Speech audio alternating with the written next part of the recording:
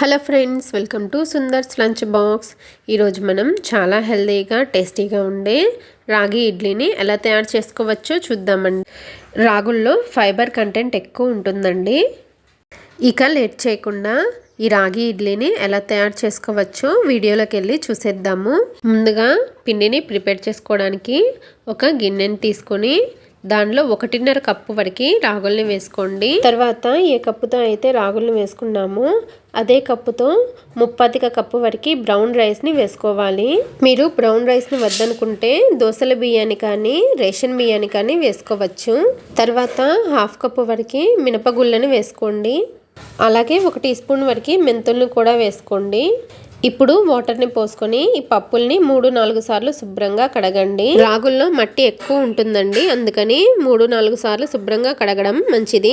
ఇలా 3-4 సార్లు శుభ్రంగా కడిగిన తర్వాత మళ్ళీ వాటర్ని వేసుకొని మూత పెట్టి 8 నుండి 10 గంటలు నానబెట్టాలి. ఇవి నానిన తర్వాత 1/2 కప్పు వరకు అటుకులను వేసుకొని ఇంకొక 10 నిమిషాలు నానబెట్టాలి.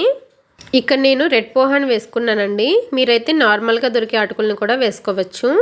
తర్వాత ఇవి గ్రైండ్ చేసుకోవడానికి ఒక మిక్సీ జార్ తీసుకొని ఈ పప్పులన్నింటినీ మిక్సీ జార్లో వేసుకొని తగినన్ని వాటర్ని కూడా వేసుకొని కొద్దిగా బరకగా గ్రైండ్ చేసుకొని ఒక గిన్నెలోకి తీసుకోవాలి.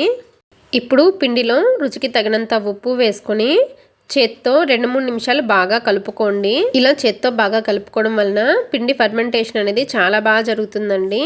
పిండిని 2-3 నిమిషాలు చేత్తో బాగా కలుపుకున్న తర్వాత మూత పెట్టి ఒక ఫుల్ నైట్ లేదా 8 నుండి 10 గంటలు పులియనివ్వాలి.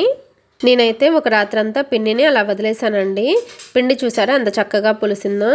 ఇప్పుడు పిండిని ఒకసారి కలుపుకోవాలి. తర్వాత ఇడ్లీలు పెట్టుకోవడానికి ఇడ్లీ ప్లేట్ని తడిపి తీసుకున్నాను. మీరు కావాలంటే ఇడ్లీ ప్లేట్లకి కొద్దిగా ఆయిల్ని అప్లై చేసి కూడా ఇడ్లీ పిండిని పెట్టుకోవచ్చు. ఇలా ఎన్ని కావాలంటే అన్ని ప్లేట్లలో ఇడ్లీని పెట్టుకున్న తర్వాత ఇడ్లీ పాత్రలో 1.5 గ్లాస్ వరకు వాటర్ని వేసుకొని వాటర్ మరుగుతున్నప్పుడు ఇడ్లీ ప్లేట్లను పెట్టేసి ఒక 15 నిమిషాలు మీడియం ఫ్లేమ్లో ఇడ్లీలని ఉడకనివ్వాలి. ఇడ్లీలు ఉడికిన తర్వాత ఒక 5 నిమిషాలు అలా వదిలేసేయండి. 5 నిమిషాల తర్వాత ఇడ్లీలు తీసి చూపిస్తున్నానండి. ఇడ్లీలు అయితే చాలా మెత్తగా చాలా టేస్టీగా సూపర్ ఉన్నాయండి. ఈ ఇడ్లీలని కారప్పొడితో పల్లీ చట్నీతో సర్వ్ చేసుకుంటే చాలా బాగున్నాయండి. తప్పకుండా మీరు కూడా ట్రై చేయండి.